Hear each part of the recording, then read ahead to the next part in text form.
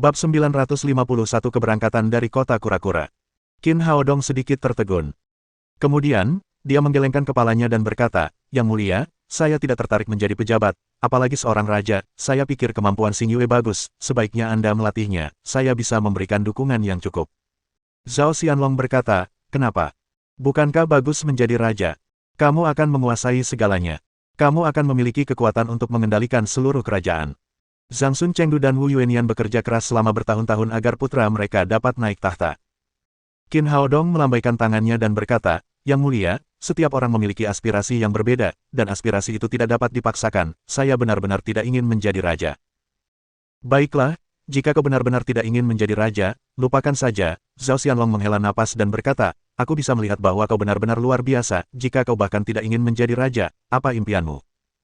Qin Haodong berkata, "Hanya ada satu hal yang perlu kulakukan. Setelah meningkatkan kultivasiku dengan cepat, aku akan melakukan hal yang sangat penting." "Oh." Zhao Xingyue berkata, "Bisakah kau memberitahu kami apa itu? Ayahku dan aku dapat membantumu." Qin Haodong berkata, "Saya hanya bisa melakukannya sendiri, tidak ada orang lain yang bisa membantu." Dia tidak akan pernah memberitahu siapapun tentang celah angkasa untuk kembali ke bumi. Bagaimanapun, hati manusia itu jahat. Begitu beberapa orang dengan motif tersembunyi mengetahuinya, itu akan membawa malapetaka ke bumi. Zhao Xianlong berkata, "Apakah kamu butuh waktu lama untuk melakukan ini? Bagaimana kalau kamu kembali dan naik tahta setelah menyelesaikan pekerjaanmu?" Qin Haodong berkata, "Sulit untuk mengatakan kapan aku akan menyelesaikan tugas ini, bahkan jika aku menyelesaikannya, aku sama sekali tidak tertarik menjadi raja." "Baiklah, karena kamu tidak mau, aku tidak akan memaksamu," kata Zhao Xianlong dengan menyesal. "Terima kasih, Yang Mulia," kata Qin Haodong. "Yang mulia, kami akan kembali ke Akademi Kura-Kura besok pagi." Zhao Xianlong berkata, "Mengapa kamu terburu-buru? Kamu bisa bersantai di kota Kura-Kura sebentar sebelum berangkat." Qin Haodong berkata, "Tidak, kami sudah lama tidak keluar, hari kompetisi antara Akademi Utara dan Selatan sudah dekat, kami harus kembali secepatnya."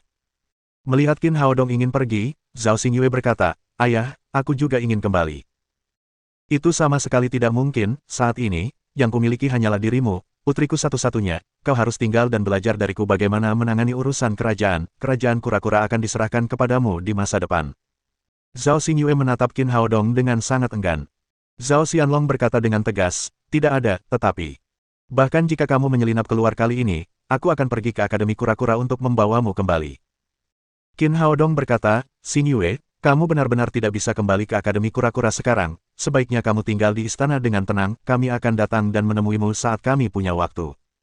Zhao Xingyue tidak punya pilihan selain berkata, "Baiklah, ingat apa yang kamu katakan." Setelah makan malam, hari sudah hampir larut malam. Zhao Xingyue tidak mengizinkan Qin Haodong kembali ke kantor kurir. Dia membiarkannya tidur di istananya. Setelah dia mandi dan hendak tidur, pintu terbuka. Zhao Xingyue yang mengenakan gaun tidur rendah hitam masuk. Xingyue, kenapa kamu ada di sini?" Gaun tidur berenda hitam itu sangat kontras dengan kulit Zhao Xingyue yang putih. Dia memiliki tulang selangka yang seksi dan menarik, paha yang indah dan ramping, dan lekuk tubuh yang indah. Itu adalah godaan yang kuat bagi pria manapun. Meskipun ini bukan pertama kalinya dia melihat ini, mulut Qin Haodong sedikit mengering dan dia merasa panas di sekujur tubuhnya. Pipi Zhao Xingyue memerah. Dia tidak menjawab Qin Haodong. Dia menekan Qin Haodong ke tempat tidur dan kemudian berbaring di sampingnya. Kemudian dia memeluknya erat-erat dan pipinya yang panas menempel di bahunya. Setelah Qin Haodong merasakan kehangatan dan kelembutannya, seluruh tubuhnya menegang. Dia berkata, "Xingyue, apa yang sedang kamu lakukan?" "Kakak Qin, kau akan pergi besok, tidurlah denganku malam ini." Saat berbicara, Zhao Xingyue memejamkan matanya rapat-rapat. Pipinya memerah dan suaranya nyaring seperti suara nyamuk. Jika bukan karena pendengaran Qin Haodong yang luar biasa, dia tidak akan mendengar apa yang dikatakannya. Dia menepuk bahu Zhao Xingyue dan berkata, "Kita sudah lama tidak saling kenal, tidak pantas bagi kita melakukan ini." Zhao Xingyue tiba-tiba mengangkat kepalanya dan berkata, "Kakak Qin, kamu sudah memenangkan kompetisi dan harus menikah denganku, apakah kamu akan menarik kembali kata-katamu?" Qin Haodong berkata, "Xingyue, sebenarnya, kompetisi ini hanya formalitas. Saat itu, tujuannya adalah untuk menghadapi Wu Yuanian. Kita masih punya jalan panjang di masa depan, lakukan saja dengan perlahan." Zhao Xingyue berkata, "Kakak Qin, aku sangat menyukaimu, aku tidak ingin kau pergi, mengapa kau tidak tinggal saja? Ayahku bersedia membiarkanmu menjadi raja, aku ingin menjadi ratumu." Qin Haodong tersenyum dan berkata, Kau pikir semudah itu? Aku benar-benar tidak ingin menjadi raja, bahkan jika aku ingin menjadi raja, ayahmu tidak akan setuju, tidak mungkin baginya untuk menyerahkan kerajaan kura-kura kepada orang luar sepertiku. Zhao Xingyue berkata dengan heran, namun saat makan malam hari ini, ayahku berkata secara langsung bahwa dia ingin kamu menjadi raja. Masih banyak hal yang harus kamu pelajari jika kamu ingin mewarisi posisi ayahmu, luangkan waktumu untuk belajar. Zhao Xingyue bertanya dengan bingung, saya tidak mengerti apa maksud Anda. Mengapa kamu tidak mengerti? Tidak mudah menebak pikiran raja. Qin Haodong berkata, jika aku langsung setuju di perjamuan hari ini atau bersikap gembira, aku khawatir ayahmu akan menyerangku saat itu. Zhao Xingyue bertanya lagi, kenapa? Kamu telah banyak membantu keluarga kerajaan kura-kura kita kali ini. Tanpa kamu, kita tidak akan mampu membunuh Zhang Sun Chengdu dan Wu Yuanian, apalagi mengungkap rahasia Zhao Yu.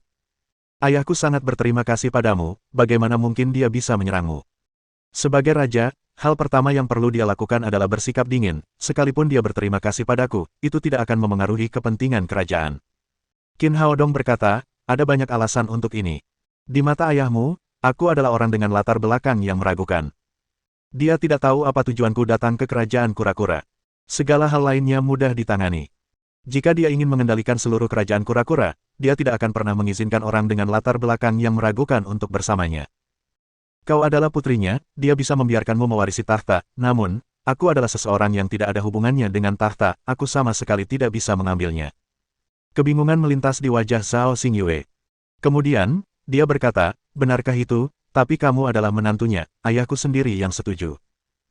Qin Haodong berkata, pernikahan adalah pernikahan, garis keturunan adalah garis keturunan, pernikahan tidak akan pernah bisa menggantikan garis keturunan, misalnya, Wu Yuanian adalah istri ayahmu, tetapi dia selalu menyimpan kejahatan di dalam hatinya. Ada beberapa hal yang tidak dapat digantikan, jika ayahmu masih memiliki seorang putra, tahta tidak akan pernah menjadi milikmu, tanpa seorang putra, dia hanya dapat membiarkan putrinya naik tahta. Ada beberapa kata yang belum sepenuhnya diucapkan. Saat ini, sehubungan dengan Zhao Xianlong, Qin Haodong penuh dengan keraguan dan ketidakpastian. Senapan antimaterial membunuh Zhang Sun Chengdu. Senapan itu tidak hanya banyak membantu Zhao Xianlong, tetapi juga membuat hati Zhao Xianlong dipenuhi rasa takut. Qin Haodong adalah orang yang dapat membunuh seorang master di tahap Grand Completion Realm, jadi kekuatannya benar-benar tidak dapat dipercaya. Terlebih lagi, Zhao Xingyue tidak cukup cakap dan karakternya relatif sederhana. Oleh karena itu, Zhao Xianlong membuat serangkaian gerakan tentatif malam ini untuk menguji apakah Qin Haodong memiliki ambisi untuk naik tahta. Meskipun dia telah menolak Zhao Xianlong berkali-kali, Zhao Xianlong masih merasa khawatir. Kalau tidak, Zhao Xianlong akan memintanya dan Zhao Xingyue untuk menikah daripada membiarkannya pergi. Zhao Xingyue tertegun. Setelah beberapa saat, dia berkata, menurutku ayahku bukan orang seperti itu. Qin Haodong berkata, saya hanya bisa mengatakan bahwa kamu selalu meremehkan ayahmu. Pikirkan saja. Setelah belatung itu dimasukkan ke dalam tubuhnya, dia masih bisa memanfaatkan keuntungannya dan bernegosiasi dengan pihak lain. Ini jelas bukan sesuatu yang bisa dilakukan orang biasa. Lagi pula, Zhang Sun Chengdu sangat berpengaruh, selain itu, dia bersekutu dengan ratu, mereka berdua memiliki kekuatan besar, namun, mereka hanya bisa mengendalikan sebagian kecil kerajaan kura-kura, sebagian besar pejabat istana masih setia kepada ayahmu. Apa maksudnya ini? Itu artinya dia punya kemampuan hebat. Ini, pikiran kalian terlalu rumit, kata Zhao Xingyue, aku rasa aku tidak cocok menjadi raja, bagaimana kalau aku kembali ke Akademi Kura-Kura bersamamu? Qin Haodong berkata, itu tidak mungkin, kamu sekarang adalah satu-satunya pewaris kerajaan, bagaimana mungkin ayahmu membiarkanmu pergi? Jika kamu benar-benar ingin melakukan itu, cepatlah dan pilih istri lain untuk ayahmu, selama dia punya anak laki-laki, kamu akan bebas lagi. Sebenarnya, pemilihan penerus oleh Zhao Xianlong hanyalah formalitas, untuk berjaga-jaga. Kultivasinya telah mencapai tahap Grand Completion Realm, jadi rentang hidupnya akan diperpanjang beberapa tahun. Dapat dikatakan bahwa ia sedang berada di puncak hidupnya sekarang. Jika tidak terjadi hal yang tidak terduga, tahta kerajaan tidak akan diwariskan dalam waktu 100 tahun. Baiklah. Zhao Xingyue menarik lengan Qin Haodong lagi. Dia berkata dengan wajah penuh harap, bagaimana dengan kita, kapan kamu akan kembali menemuiku? Qin Haodong berkata, saya juga tidak tahu, itu semua adalah kehendak Tuhan.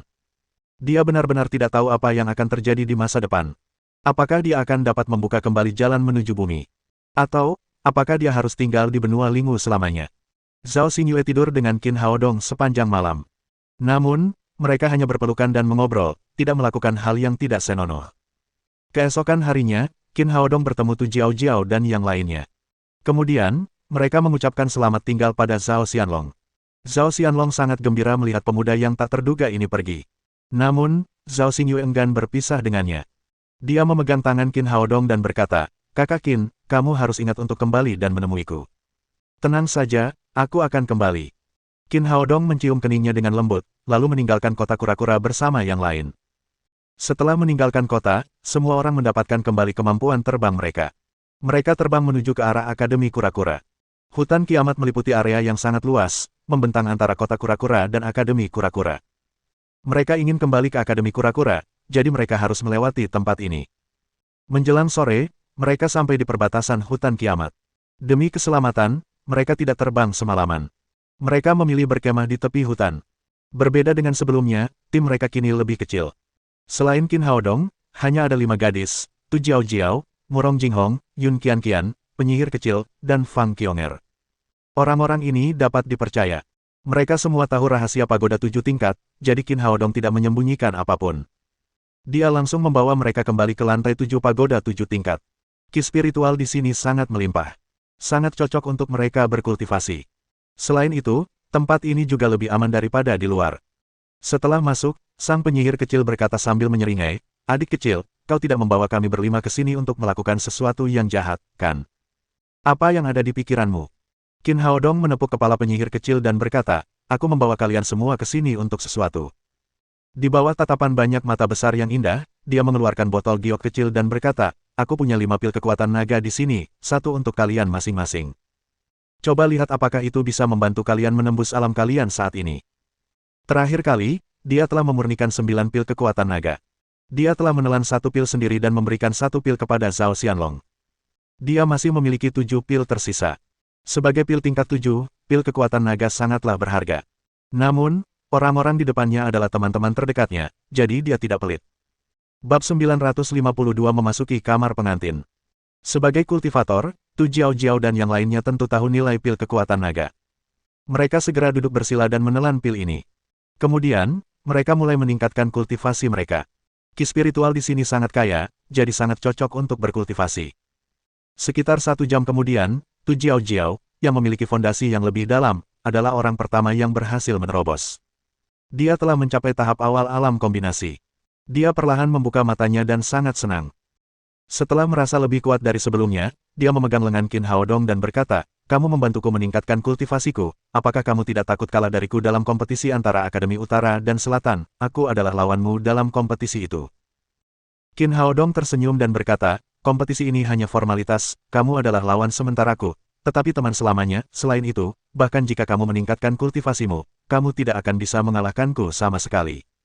Setelah itu, dia mengeluarkan 1 pil ledakan energi besar dan 3 pil ledakan energi kecil. Setelah menjelaskan cara menggunakannya, dia berkata, "Minumlah ini, pil ini dapat menyelamatkan hidupmu di saat kritis." Pil ledakan energi hebat dapat meningkatkan kultivasi Anda dari tahap alam kekosongan ke tahap alam kombinasi, batasnya adalah tahap akhir alam kombinasi. Pil ini tidak dapat membantu Anda menembus hambatan alam penyelesaian agung. Setelah itu, Anda akan mengalami beberapa jam kelemahan, cobalah untuk tidak menggunakannya kecuali jika diperlukan. Pil-pil ini sangat langka, terima kasih banyak. Setelah Tu Jiao Jiao menyimpan pil-pil itu, dia menarik Qin Haodong dan berkata, "Kau memberiku begitu banyak barang berharga, bagaimana aku harus berterima kasih padamu, bagaimana kalau aku menggunakan tubuhku untuk mengganti rugi?" Melihat kasih sayang di matanya, Qin Haodong segera melambaikan tangannya dan berkata, tidak perlu, persahabatan di antara kita 100 kali lebih berharga daripada pil ini." Tu Jiao Jiao memutar matanya ke arahnya dan berkata, "Lihatlah betapa takutnya kamu, apakah aku tidak cantik?" Qin Haodong tampak malu. Dia tidak tahu bagaimana menjelaskannya sejenak. Untungnya, Murong Jinghong juga telah menyelesaikan terobosan saat ini. Dia berdiri dari tanah. Setelah menelan pil kekuatan naga ini, mereka memperoleh banyak manfaat. Tu Jiao Jiao dan Murong Jinghong telah mencapai tahap awal alam kombinasi. Yun Qianqian dan Fang Qionger telah mencapai tahap akhir alam voiding. Hanya kultivasi penyihir kecil yang belum meningkat sama sekali. Melihat orang-orang ini semakin kuat, dia berdiri dengan marah dan berkata, "Aneh. Kalian semua telah meningkatkan kultivasi kalian setelah meminum pil. Mengapa saya tidak bisa meningkat? Itu sama saja dengan memakan sepotong permen." Tidak, rasanya tidak seenak permen. Sejak kebangkitan tubuh Roh Kudusnya, kultivasinya menjadi stagnan. Hal ini membuat penyihir kecil sangat tertekan. Qin Haodong berkata, "Jangan khawatir, aku akan menemukan cara untuk membantumu berkembang di masa depan." Penyihir kecil cemberut dan berkata, tidak mungkin, bagaimanapun, aku akan mengandalkanmu di masa depan, kultivasiku rendah, jadi kamu harus selalu melindungiku. Mereka beristirahat di pagoda 7 lantai selama 1 malam. Keesokan paginya, mereka terbang di atas hutan kiamat. Pada malam hari ketiga, mereka kembali ke Akademi Kura-Kura. Setelah berpamitan dengan mereka, Tu Jiao Jiao kembali ke Akademi Selatan. Qin Haodong, Murong Jinghong, dan yang lainnya kembali ke asrama Qin Haodong. Begitu mereka memasuki gerbang, mereka melihat Luo Dongqing sedang duduk di halaman. Ia sedang santai minum sebotol anggur Maotai. Penyihir kecil sudah lama tidak bertemu kakeknya, jadi dia langsung menerkamnya. Dia melingkarkan lengannya di leher kakeknya dan berkata, "Kakek, bagaimana kamu tahu kita akan kembali hari ini?" Luo Dongqing berkata, "Aku tidak hanya tahu kamu kembali hari ini, tapi aku juga tahu anak itu telah menjadi menantu kerajaan kura-kura." Penyihir kecil itu mencengkeram jenggot Luo Dongqing. "Kakek, jadi kau mengikuti kami selama beberapa hari ini. Lepaskan aku, gadis kecil, cepat lepaskan." Luo Dongqing akhirnya berhasil menyelamatkan jenggotnya. Kemudian, dia berkata, "Kalian semua adalah harapan masa depan akademi. Kami tentu saja khawatir tentang kalian ketika kalian pergi keluar untuk berlatih, jadi kami selalu mengikuti dari belakang." Si penyihir kecil bersikeras, "Nah, kakek, ternyata kau telah mengikuti kami, mengapa kau tidak keluar untuk membantu kami ketika kami dizalimi?" Luo Dongqing berkata, "Aku hanya bertugas melindungimu, aku bukan penjahatmu, kecuali jika ini masalah hidup dan mati, tentu saja aku tidak akan mengambil tindakan." Setelah itu, dia mengambil botol itu dan menyesapnya lagi. Kemudian, dia berkata kepada Qin Haodong, "Kamu sedikit di luar dugaanku. Kamu bahkan membunuh Zhang Sun Chengdu. Orang itu berada di tahap Grand Completion Realm. Bahkan aku tidak sebanding dengannya. Saya hanya menggunakan sedikit trik, tidak perlu disebutkan." Qin Haodong duduk di seberang Luo Dongqing. Dia sangat berterima kasih kepada kakek tua itu karena diam-diam melindunginya. Dia mengeluarkan sekotak Jian Nancun dari cincinnya dan melemparkannya ke Luo Dongqing. "Ini adalah pembayaran untuk biaya perlindunganmu. Anak baik, aku suka ini." Luo Dongqing tersenyum dan menerima anggur itu. Dia segera memasukkannya ke dalam cincin penyimpanannya, seolah-olah dia takut anggur itu akan diambil orang lain. Namun, dia berkata kepada Qin Haodong sambil tersenyum nakal, "Wah, kudengar Zhao Xianlong berhasil menembus tahap Grand Completion Realm berkat pilmu. Apa kamu punya pil lagi? Berikan aku satu juga." Ini dia. Meskipun hanya ada 2 pil kekuatan naga yang tersisa, Qin Haodong melemparkan satu kepada Luo Dongqing tanpa ragu-ragu. "Anak baik, cukup baik, aku akan menyerahkan cucuku kepadamu." Luo Dongqing dengan senang hati mengambil pil kekuatan naga. "Aku pergi dulu, aku akan segera pergi berkultivasi, lalu pergi menemui wanita tuaku setelah menerobos, kemudian, dia akan menatapku dengan kagum." Setelah itu, dia menghilang dari tempatnya. Dia pergi mencari tempat tertutup dan berkultivasi. Setelah Luo Dongqing pergi, penyihir kecil berkata kepada Murong Jinghong dan 3 orang lainnya, "Kakak-kakak, kakak Xingyue sudah pergi, bagaimana kalau kalian semua tinggal di sini bersamaku dan tidur dengan adikku malam ini?" Qin Haodong tidak bisa berkata apa-apa. Sepertinya gadis kecil itu masih ingin tinggal bersamanya. Kapan dia bisa tidur di tempat tidur? Murong Jinghong tersipu dan berkata, "Aku sudah lama pergi, aku harus kembali dan melihatnya." Setelah itu, dia berbalik dan berlari keluar. Fang Qionger berkata, "Saya juga ingin kembali ke Asosiasi Alkemis untuk melihat apakah ada sesuatu yang terjadi di sana." Yun Qianqian berkata, "Aku sudah lama tidak bertemu dengan kakakku, aku akan pergi menemui Yun Xiang." Dalam sekejap mata, ketiga gadis itu hilang. "Kau tidak setia," kata penyihir kecil cemberut. Ia meraih lengan Qin Haodong dan berkata, "Adik kecil, ayo kita tidur." Qin Haodong terdiam beberapa saat. Kata, tidur, memiliki makna yang sangat kaya di Huaxia. Terkadang kata itu dapat digunakan sebagai kata kerja. Mereka kembali ke kamar tidur. Awalnya, dia ingin membuat tempat tidur di lantai. Namun, penyihir kecil menariknya ke tempat tidur. "Adik kecil, tempat tidur ini cukup besar, ayo tidur bersama." Qin Haodong melirik dada besar penyihir kecil dan berkata, ini tidak terlalu bagus." "Ada apa dengan itu, kamu tidur dengan Suster Xingyue kemarin malam?" Penyihir kecil itu memeluk erat lengan Qin Haodong. Lengannya merasakan elastisitas luar biasa dari payudaranya yang kenyal. Di bawah sinar bulan, dia tersenyum licik di wajahnya. "Adik kecil, katakan padaku, apakah kamu dan kakak Xingyue benar-benar tidak melakukan apapun malam itu? Mengapa gadis kecil ini tiba-tiba tertarik pada hal semacam ini?" Qin Haodong berkata, "Kami benar-benar tidak melakukan apapun." "Kau tidak melakukan apapun saat memeluk Suster Xingyue, wanita yang cantik, adik kecil, katakan yang sebenarnya, apakah ada yang salah dengan itu?" Bagaimana mungkin, aku sangat sehat." Penyihir kecil berbisik di telinganya, mengapa aku tidak percaya padamu, bisakah kau membuktikannya padaku? Gadis kecil ini benar-benar menyiksaku, bukankah dia sedang merayuku? Setelah sekian lama meninggalkan dunia ini, dia tidak pernah dekat dengan seorang wanita. Pada saat ini, api tiba-tiba muncul di perut bagian bawahnya. Namun, pada saat itu, dia terkejut menemukan bayangan hitam tiba-tiba muncul di depan tempat tidurnya. Terlalu menakutkan. Qin Haodong baru saja akan melompat dari tempat tidur ketika dia merasakan dadanya mati rasa. Titik akupunturnya telah terkunci. Si penyihir kecil juga terkejut. Setelah mengamati wajah itu lebih dekat, dia berkata dengan nada tidak puas, "Nenek, apa yang kamu lakukan? Kamu datang dan pergi seperti hantu, sangat menyeramkan, kamu tahu itu." Orang itu adalah istri Luo Dongqing, nenek penyihir kecil, Ouyang Lan. Qin Haodong juga mengenali wanita tua yang tidak normal ini. Dia tidak tahu mengapa dia tiba-tiba datang ke sini. Di hadapan seorang master di tahap Grand Completion Realm, dia benar-benar tidak memiliki kemampuan untuk melawan. "Gadis tak berguna, aku akan bicara denganmu nanti." Ouyang Lan mendengus dingin. Dia meraih penyihir kecil dengan satu tangan dan Qin Haodong dengan tangan lainnya. Kemudian, dia berjalan keluar dari kamar tidur dan terbang ke gunung belakang. Lebih dari 10 menit kemudian, Qin Haodong muncul di gedung bambu itu lagi. Bau yang familiar dan ruangan yang sama membuatnya semakin gugup. Setelah memasuki pintu, penyihir kecil berkata dengan nada tidak puas, "Nenek, apa yang sedang kamu lakukan? Cepat biarkan aku dan adikku pergi."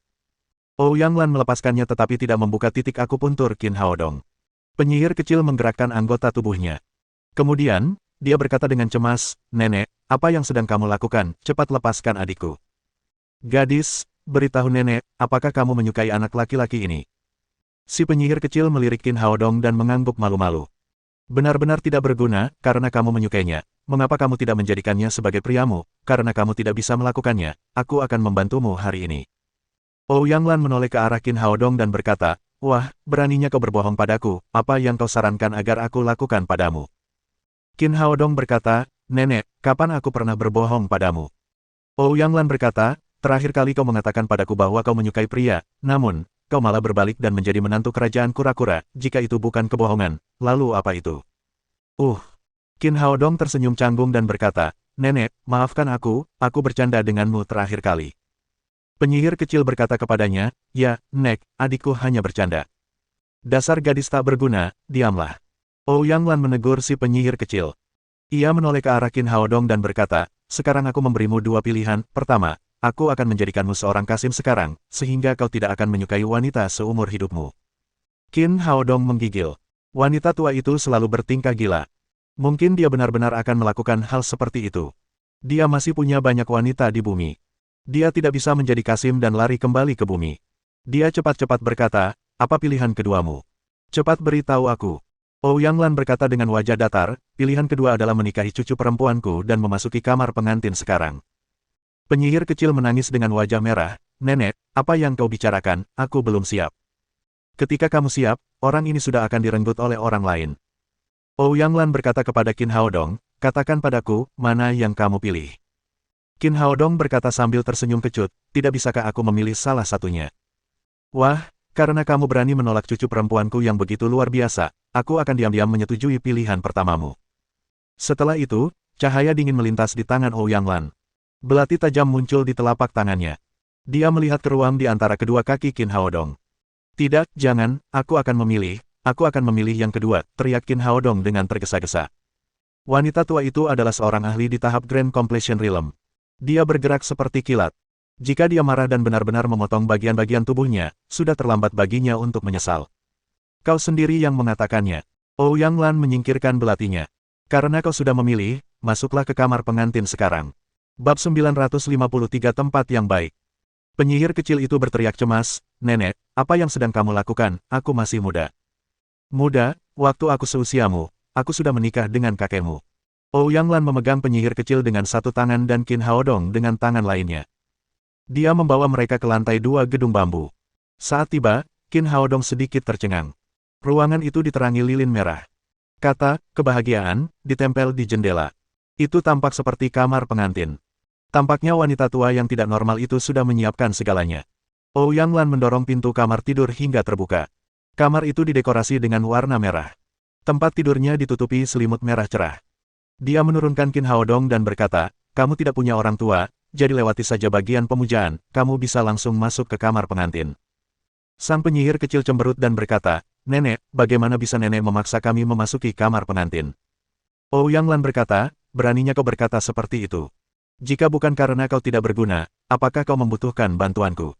Qin Haodong berkata, Nenek, karena sudah seperti ini, bukankah sebaiknya kau pergi saja, kau tidak bisa hanya berdiri di sini dan melihat kami, kan? Ia berpikir, selama wanita tua abnormal ini tidak berada di sisinya, ia bisa memikirkan cara lain. Wajah Ouyang Lan menjadi gelap saat dia berkata, jangan pikir aku tidak tahu tipu daya kecilmu, biar aku beritahu, selama kamu tertangkap olehku lagi, kamu tidak akan menjadi menantu kerajaan kura-kura, kamu akan langsung menjadi Kasim. Qin Haodong tiba-tiba merasakan hawa dingin menjalar di antara kedua kakinya. Tampaknya masalah hari ini benar-benar sulit untuk diatasi. Begitu wanita tua itu menemukan kekurangannya, akibatnya tidak akan terbayangkan. Akan tetapi, dia tidak dapat membayangkan bagaimana wanita tua itu akan mengawasinya memasuki kamar pengantin. Saat dia sedang berpikir, Ouyang Lan berkata, dengarkan aku sekarang, pergi ke tempat tidur segera. Qin Haodong merasa bahwa dirinya adalah seorang sarjana dan wanita tua itu adalah seorang prajurit. Ia hampir tidak dapat berkomunikasi dengan prajurit itu. Selain itu, ia lemah. Oleh karena itu, tidak ada lagi yang dapat ia lakukan. Ia hanya dapat berbaring di tempat tidur dengan patuh sesuai perintah wanita tua itu dan menutupi dirinya dengan selimut merah. Lepaskan pakaianmu, buang, jangan tinggalkan apapun. Qin Haodong benar-benar tidak berdaya. Melihat tatapan mata Ouyang Lan yang dingin dan karena dia tidak ingin menjadi Kasim di istana, dia hanya bisa melakukan apa yang diperintahkannya. Dia bersembunyi di balik selimut dan melepas mantelnya terlebih dahulu, lalu pakaian dalamnya. Dia menanggalkan pakaiannya di depan seorang wanita tua. Meskipun dia ditutupi selimut, dia tetap merasa aneh. Tidak ada ekspresi lain di wajah Ouyang Lan. Dia berkata lagi, lalu. Dalam keputusasaan, Qin Haodong hanya bisa membuang celana dalamnya, pakaian terakhirnya. Tidak ada apapun pada dirinya kecuali selimut. Ouyang Lan menoleh ke arah penyihir kecil. Gadis kecil, tidurlah, sekarang giliranmu. Meskipun penyihir kecil itu jahat, dia tidak selevel dengan neneknya. Dia berkata dengan malu, Nenek, aku merasa malu. Ouyang Lan bertanya, apakah kamu menyukai pria ini? Meskipun penyihir kecil malu-malu, dia tetap mengangguk. Ouyang Lan berkata, karena kamu menyukainya, cepatlah dan lakukanlah, cepat tidur. Setelah melihat bahwa penyihir kecil masih sedikit ragu, dia berkata lagi, jika kamu terus bersikap pelin-pelan, aku akan berpikir bahwa kamu sama sekali tidak menyukai pria ini dan biarkan saja dia menjadi Kasim. Seruan SHIT, yang tak terhitung jumlahnya muncul di benak Qin Haodong. Dia terus berteriak dalam benaknya, tidak normal. Benar-benar tidak normal. Dia tidak tahu pengalaman macam apa yang membuat wanita tua ini memiliki kepribadian yang aneh. Singkatnya, orang biasa tidak akan melakukan hal seperti itu sama sekali. Dia pasti pernah berpikir untuk bersembunyi di dalam pagoda 7 tingkat. Namun, setelah ragu sejenak, dia mengurungkan niatnya. Jika dia benar-benar melakukan itu dan dapat menghindari wanita tua ini, dia tidak akan dapat tinggal di Akademi Kura-Kura di masa mendatang. Terlebih lagi, wanita tua itu sangat tidak normal. Dia akan langsung memotong bagian-bagian tubuhnya saat bertemu dengannya lagi. Risikonya terlalu tinggi. Sebagai perbandingan, dia hanya bisa menurut. Masuk saja ke kamar pengantin, aku pernah melakukannya sebelumnya. Penyihir kecil juga harus naik ke tempat tidur setelah dipaksa oleh wanita tua itu. Dia menutupi dirinya dengan selimut terlebih dahulu. Kemudian, dia membuang pakaiannya satu per satu. Pada akhirnya, dia telanjang. Jangan mencoba melakukan hal yang aneh. Ouyang Lan berbalik dan berjalan keluar kamar. Hanya ada mereka berdua yang berbaring telanjang di tempat tidur. Qin Haodong dan penyihir kecil saling berpandangan. Mereka tahu situasi saat ini, jadi mereka tidak bisa menahan diri untuk tidak tersipu. Setelah hening sejenak, penyihir kecil berkata, adik kecil, mengapa kita tidak mengenakan pakaian kita sekarang? Lagi pula, nenekku sudah pergi. Qin Haodong berkata sambil tersenyum masam, kurasa nenekmu ada di luar pintu, menurutmu apa yang akan terjadi jika dia tahu? Sang penyihir kecil berkata dengan canggung, adikku, aku minta maaf karena nenekku adalah orang seperti itu. Qin Haodong berkata, sebenarnya, yang paling aku kagumi sekarang adalah kakekmu, keberanian macam apa yang dimilikinya untuk menikahi nenekmu. Si penyihir kecil berkata, dulu nenekku tidak seperti ini, lebih dari 1 dekade lalu, orang tuaku mengalami kecelakaan dan meninggal, kemudian, kepribadiannya perlahan berubah dan dia menjadi aneh. Baru pada saat itulah Qin Haodong menyadari bahwa dia belum pernah mendengar tentang orang tuanya. Dia bertanya, apa yang terjadi dengan orang tuamu? Penyihir kecil berkata dengan sedih, aku tidak tahu detailnya, aku tidak berani membicarakannya di depan nenekku, aku hanya mendengar dari kakekku bahwa mereka meninggal saat pergi keluar untuk bereksperimen. Selain itu, kakek saya juga mengalami masalah kecil itu di kemudian hari, saya menjadi satu-satunya keluarga dan sumber penghidupan rohani bagi nenek saya, selama saya menginginkan sesuatu, dia pasti akan menemukan cara untuk membantu saya mendapatkannya. Mendengar kata-katanya, Qin Haodong juga merasa bahwa wanita tua itu sedikit menyedihkan. Penyihir kecil itu menatap Qin Haodong dan berkata, adik kecil, apakah kamu menyukaiku? Qin Haodong sangat menyukai gadis lugas ini, yang terkadang begitu nakal. Terlebih lagi, penampilan Lolita dan sosoknya yang jahat memiliki pengaruh besar pada setiap pria. Dia tidak terkecuali. Dia mengangguk dan berkata, ya, saya mau. Aku juga menyukaimu. Meskipun ini adalah pertama kalinya dia menyatakan cintanya kepada Qin Haodong, penyihir kecil itu tetap menatap Qin Haodong dengan berani. Adik kecil, kenapa kita tidak melakukan apa yang nenekku katakan? Qin Haodong berkata, tapi aku sudah punya pacar, aku khawatir kamu akan disakiti. Sang penyihir kecil berkata, apa yang salah dengan itu? Kamu berasal dari pegunungan dan mungkin tidak tahu adat istiadat benua Lingu, jika seorang pria di sini memiliki banyak wanita, itu berarti pria itu cakap, hanya pria yang menawan yang dapat menarik perhatian banyak wanita. Ini benar-benar tempat yang bagus. Qin Haodong menghela napas dalam-dalam. Kemudian, dia memeluk penyihir kecil itu. Tidak ada apapun di antara tubuh mereka lagi. Di luar kamar, Ouyang Lan turun ke bawah. Dia duduk di kamar di lantai pertama dan minum teh. Pada saat itu, Luo Dongqing berlari masuk dengan gembira. Nyonya tua, aku kembali. Ouyang Lan meletakkan cangkir tehnya. Kemudian, dia meliriknya dan berkata, sudah larut malam, kemana saja kamu? Nyonya tua, jangan terlalu banyak berpikir, saya baru saja membuat terobosan dalam ruang tertutup, lihatlah kultivasi saya saat ini. Saat dia berbicara, momentum di tubuhnya tiba-tiba meningkat. Jelas, dia telah mencapai tahap awal Grand Completion Realm. Ekspresi Ouyang Lan berubah. Dia bertanya, kamu telah terjebak di ambang ini selama 20 tahun, aku tidak menyangka kamu benar-benar bisa melewatinya. Luo Dongqing berkata, saya khawatir saya harus menunggu beberapa saat jika saya hanya mengandalkan diri sendiri. Baru saja, saya bertemu dengan Qin Haodong. Dia memberi saya pil kekuatan naga yang sangat langka, jadi saya berhasil mencapai tahap Grand Completion Realm dalam sekali jalan. Anak ini benar-benar dermawan kita, aku harus berterima kasih padanya besok. Ouyang Lan berkata, kamu tidak perlu pergi. Luo Dongqing berkata dengan heran, Nyonya tua, apa yang Anda katakan tidak benar, dia telah banyak membantu kita harus berterima kasih padanya. Bukannya aku tidak ingin berterima kasih padanya, maksudku, kau tidak perlu pergi mencarinya, dia ada di atas sekarang. Di atas gedung bambu kita. Luo Dongqing bertanya dengan heran, kapan bocah ini datang ke sini? Saya baru saja menangkapnya dan membawanya ke sini. Ouyang Lan memberitahunya bahwa dia telah membawa Qin Haodong dan penyihir kecil ke sini dan menyuruh mereka memasuki kamar pengantin. Luo Dongqing berkata, tidak ada yang dilakukan dengan paksa yang akan menyenangkan, kamu hanya main-main. Ouyang Lan berkata, aku tidak peduli, aku hanya tahu bahwa cucu perempuanku menyukainya, selama dia menyukainya, aku akan membelikannya untuknya. Pernikahan adalah masalah besar, tidak seperti hal lainnya, kamu tidak bisa memaksanya menikahi cucu perempuan kita, kata Luo Dongqing dengan cemas, aku akan naik dan melihatnya. Kemudian, dia hendak naik ke atas. Ouyang Lan berkata, berhenti di sana, kamu tidak diizinkan naik. Luo Dongqing memang terbiasa takut pada istrinya. Jika Ouyang Lan tidak mengizinkannya naik, dia benar-benar tidak akan berani melakukannya. Dia memutar matanya dan berkata, Nyonya tua, aku lebih mengenal Qin Haodong daripada dirimu, orang itu punya banyak ide, jika kita tidak pergi dan melihatnya, dia mungkin akan membuat masalah. Ouyang Lan berpikir sejenak. Baiklah, ayo kita naik bersama. Setelah itu, mereka naik ke atas bersama-sama. Di kamar tidur, Qin Haodong membalikkan badan dan menekan penyihir kecil di bawahnya. Mereka tidak memiliki beban psikologis sekarang. Dia sedang menggendong seorang wanita cantik di tangannya, sehingga api di tubuhnya tiba-tiba menyala. Penyihir kecil itu merentangkan kedua lengannya yang seperti bunga teratai putih dan memeluk leher Qin Haodong dengan erat.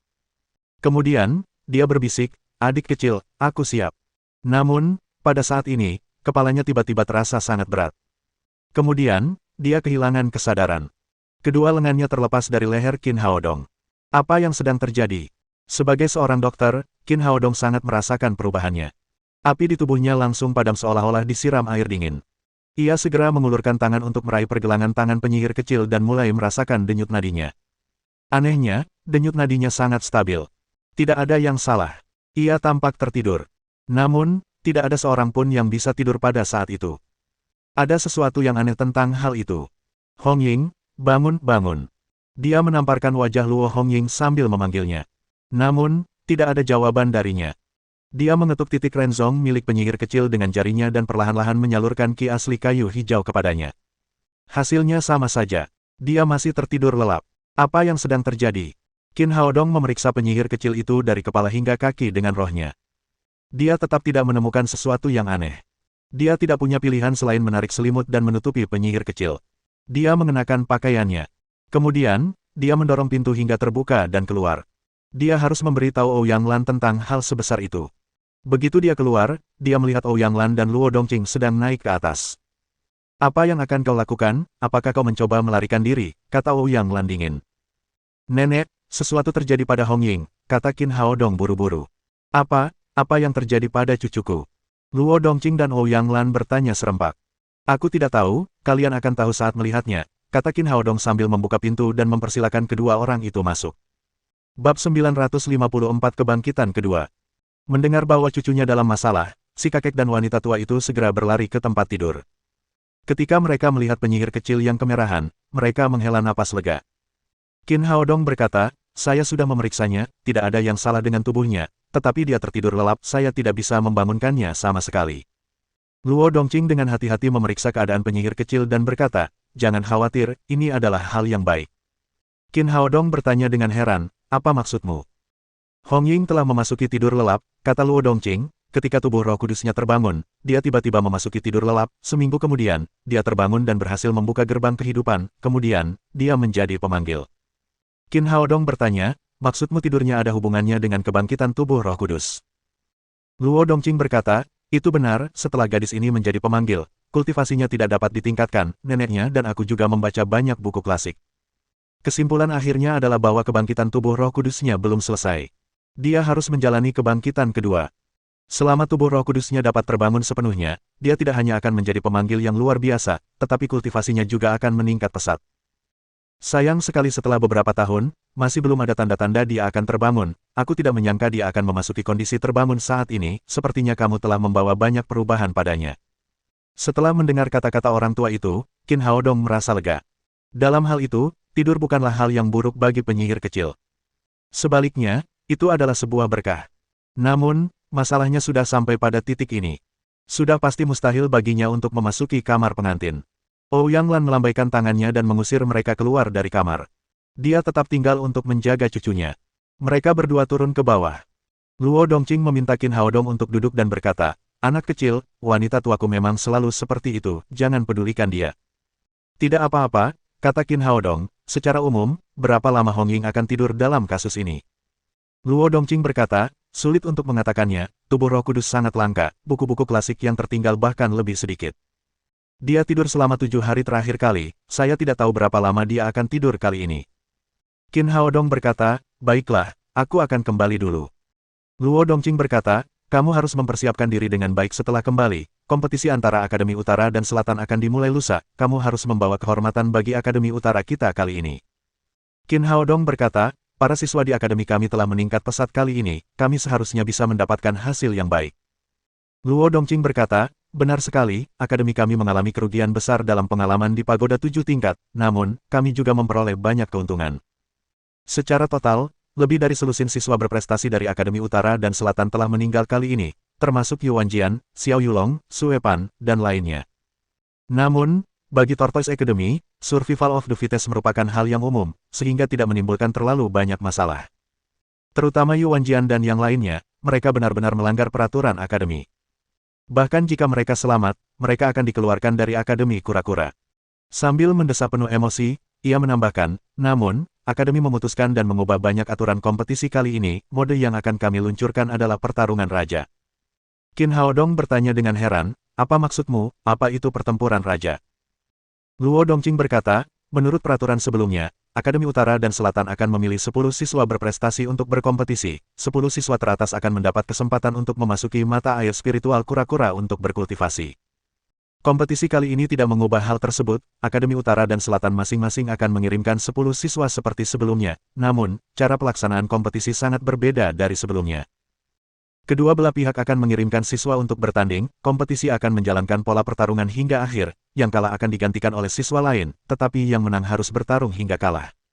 Sampai 10 siswa menyelesaikan kompetisi, siapa yang memenangkan pertandingan terakhir akan menjadi raja dalam kompetisi ini dan akan tertawa terakhir. Sebagai pemenang hadiah, dia berhak untuk langsung memasuki mata air spiritual kura-kura. Pada saat yang sama, pemenang dapat menentukan kuota 9 siswa lainnya yang dapat memasuki mata air spiritual kura-kura. Qin Haodong mengangguk. Kompetisi kali ini jauh lebih seru daripada kompetisi sebelumnya. Dia bertanya, ada kekurangan dalam metode kompetisi ini.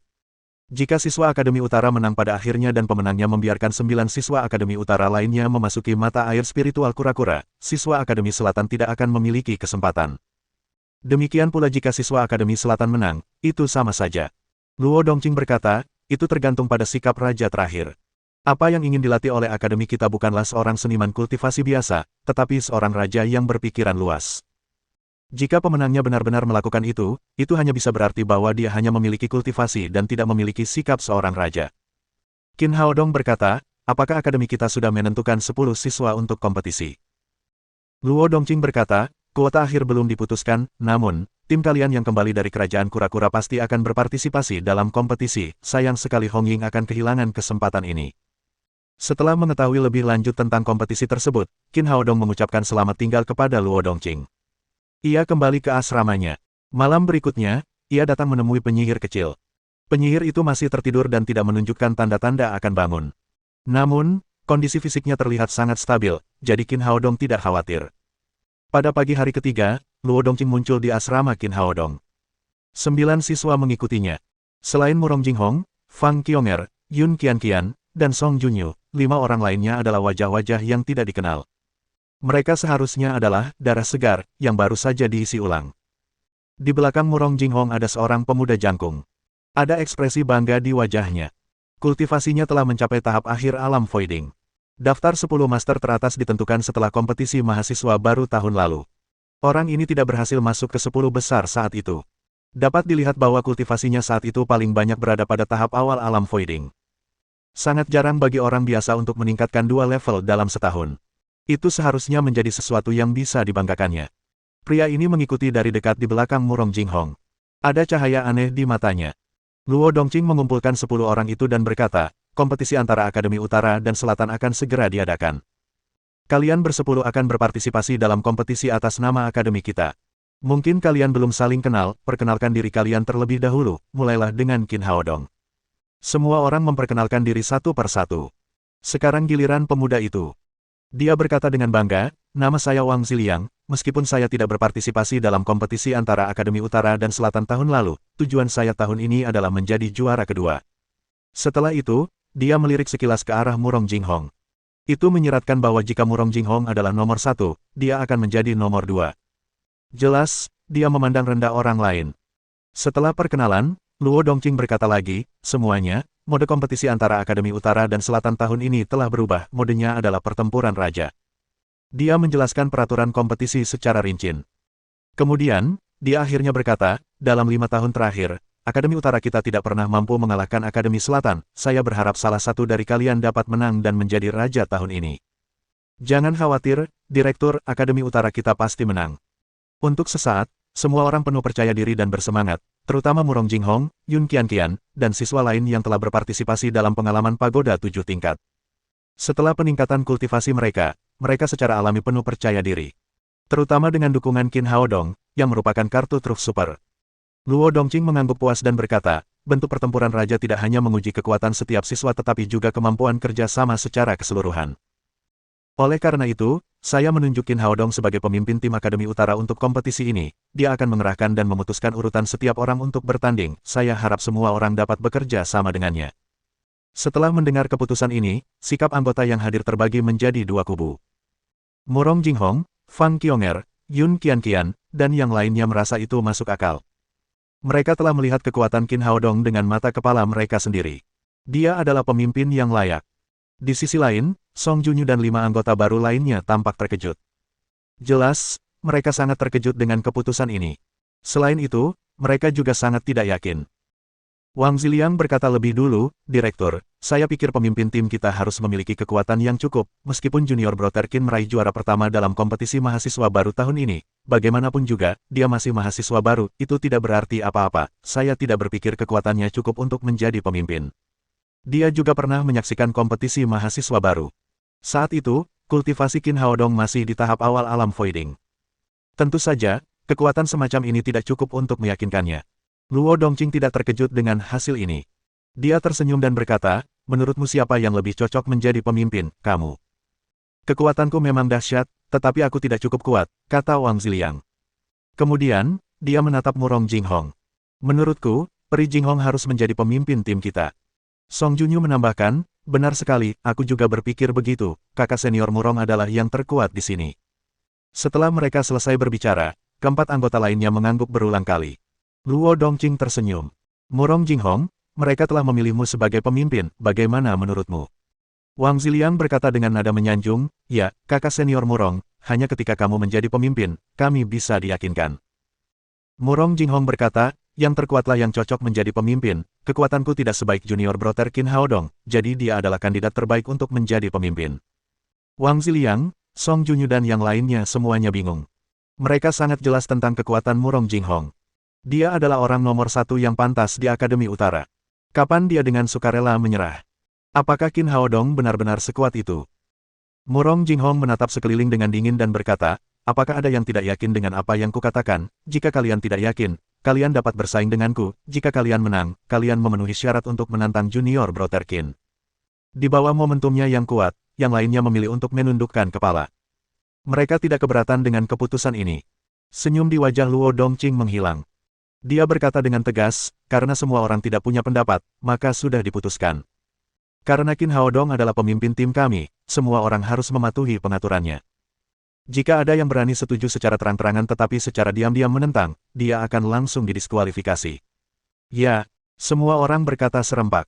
Namun, Wang Ziliang sangat tidak yakin. Menurutnya, alasan mengapa Qin Haodong bisa menjadi pemimpin adalah murni karena nepotisme. Luo Dongqing berkata, semuanya sudah siap, ayo berangkat sekarang. Setelah itu, ia membawa semua orang ke lapangan latihan bela diri Akademi Utara. Menurut aturan kompetisi antara Akademi Utara dan Selatan, mereka berpindah tempat setiap tahun. Kompetisi tahun ini akan diadakan di Akademi Utara. Saat mereka tiba, puluhan ribu siswa telah berkumpul di lapangan latihan bela diri. Mereka tak sabar untuk menyaksikan pertandingan tahunan tersebut. Di tengah lapangan, terdapat arena seluas puluhan meter persegi. Arena ini didukung oleh formasi. Itu dapat menahan semua serangan orang-orang yang kultivasinya di bawah tahap Grand Completion Realm. Luo Dongqing menyerahkan semua urusan kompetisi kepada Qin Haodong. Kemudian, ia pergi ke stan terdekat. Ouyang Lan, wakil direktur Akademi Selatan, telah menunggu di sana cukup lama. Setelah semua anggota hadir, Ouyang Lan berkata kepada hadirin, saya secara resmi mengumumkan dimulainya kompetisi. Bab 955 kekalahan berturut-turut. Ketika Ouyang Lan mengeluarkan perintah, wakil direktur Akademi Utara, Hai Zhengming, melompat ke arena. Ia mengambil peran sebagai wasit untuk pertandingan hari ini. Pentingnya wasit dalam mode kompetisi, pertarungan raja, adalah memastikan keselamatan anggota di kedua belah pihak. Sedangkan untuk hasil akhirnya, siapapun yang tetap berdiri di arena adalah pemenangnya. Qin Haodong membawa 10 siswa dari Akademi Utara ke tempat duduk mereka. Di sisi lain arena, Tu Jiao Jiao, sebagai pemimpin tim Akademi Selatan juga masuk, diikuti oleh rekan satu timnya. Mereka berada di kedua sisi arena dan sangat berjauhan satu sama lain, tetapi penglihatan para seniman kultivasi sangat bagus. Oleh karena itu, mereka saling mengangguk dari kejauhan. Pada saat ini, Qin Haodong tiba-tiba tercengang. Pandangannya tertuju pada pria yang duduk di sebelah Tu Jiao Jiao. Pria itu adalah Yu Wanjian. Namun Yu Wanjian jelas telah meninggal di pagoda 7 tingkat. Ia telah dicabik-cabik oleh anjing neraka yang dipanggil oleh penyihir kecil. Bagaimana ia tiba-tiba kembali untuk berpartisipasi dalam kompetisi? Dia bertanya pada Murong Jinghong di sebelahnya, apakah itu Yu Wanjian? Dia bukan Yu Wanjian, dia adalah saudara kembar Yu Wanjian, Yu Wanren, kata Murong Jinghong. Yu Wanjian dan Yu Wanren adalah orang-orang luar biasa di Akademi Selatan. Yu Wanren tidak berpartisipasi dalam pengalaman pagoda 7 tingkat kali ini, dia berkultivasi di rumah. Qin Haodong mengangguk. Dia akhirnya mengerti apa yang sedang terjadi. Pada saat ini, Yu Wanren juga melihat Qin Haodong dan yang lainnya. Dia melangkah mendekat. Qin Haodong mengangguk dan berkata, ya. Apakah kamu membunuh saudaraku?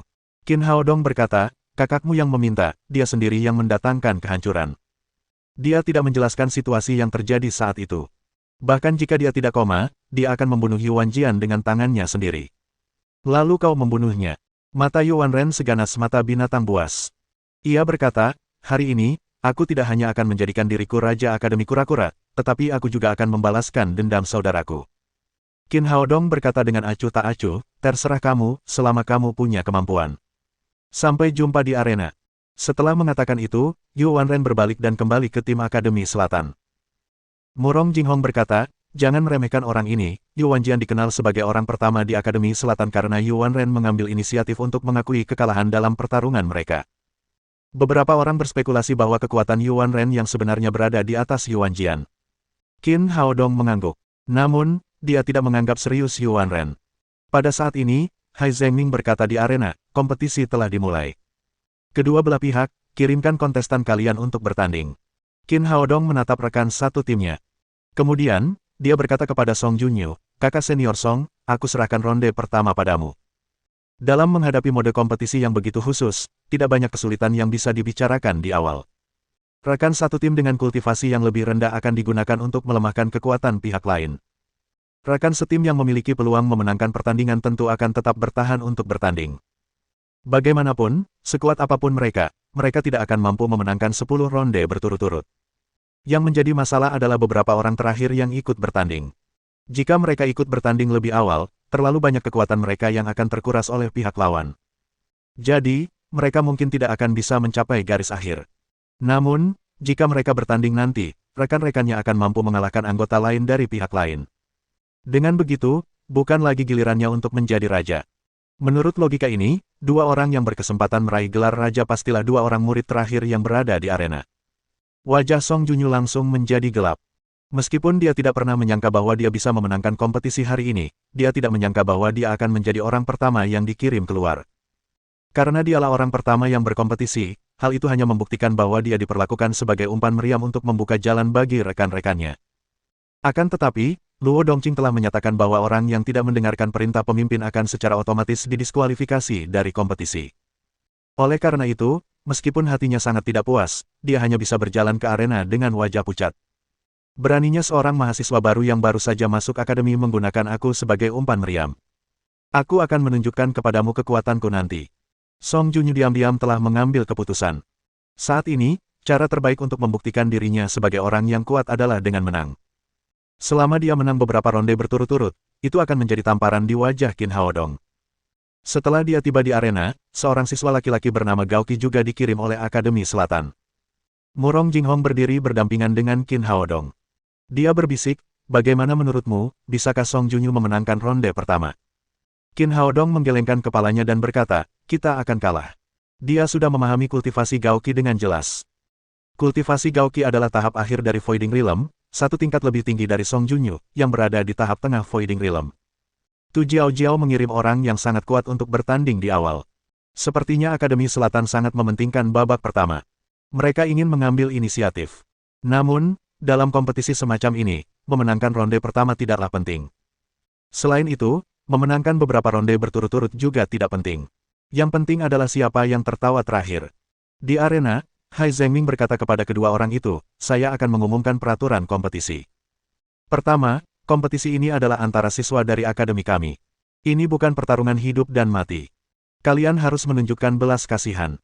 Orang yang membunuh lawannya akan didiskualifikasi. Kedua, kecuali pemanggil, binatang iblis tidak diperbolehkan berpartisipasi dalam.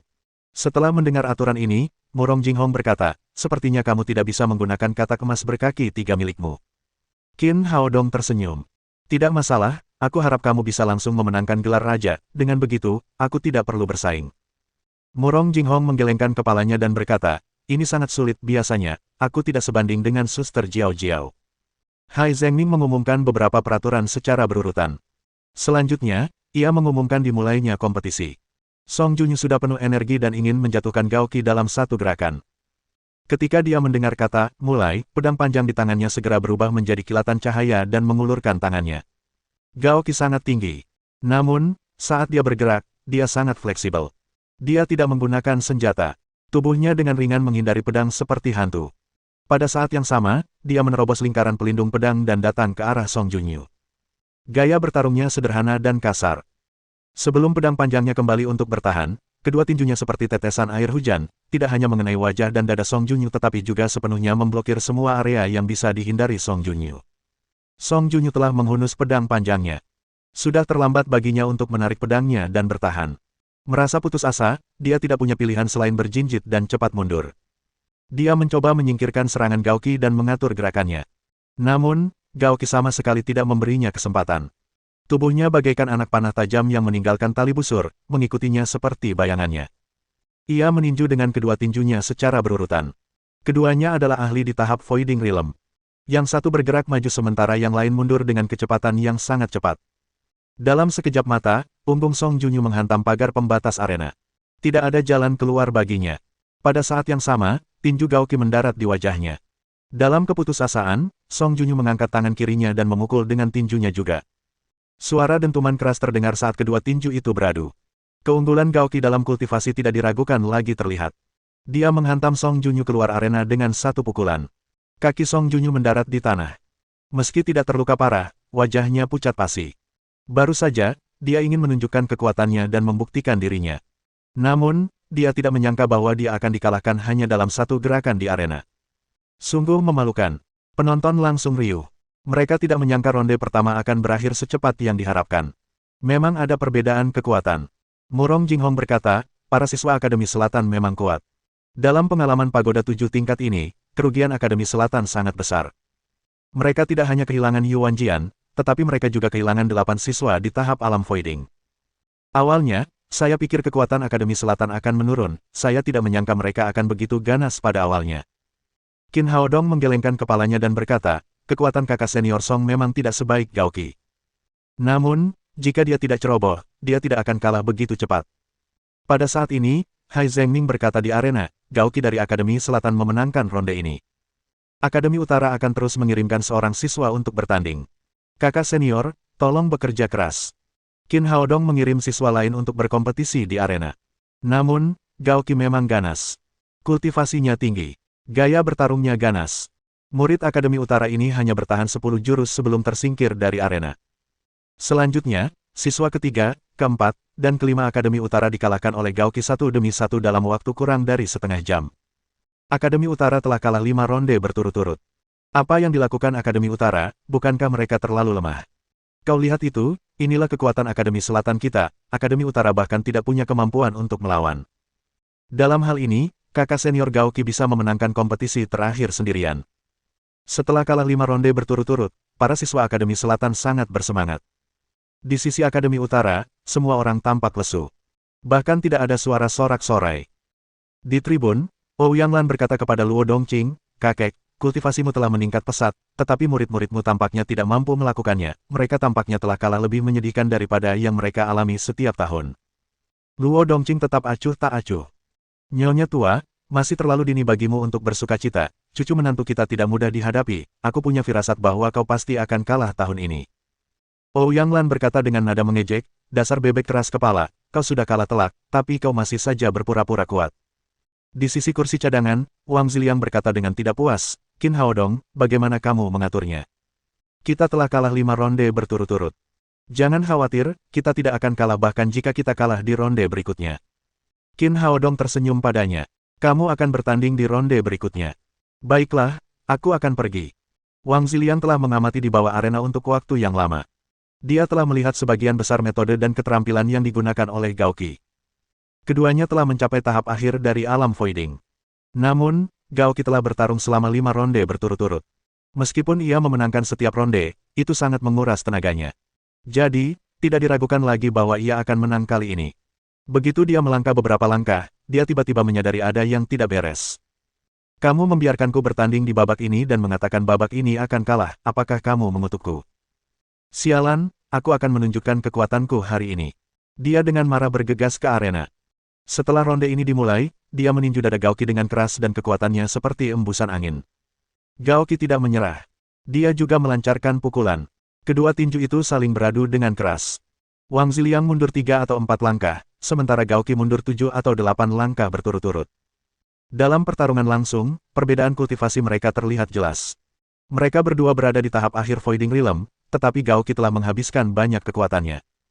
Wang Ziliang segera menguasai keadaan dan tidak berhenti.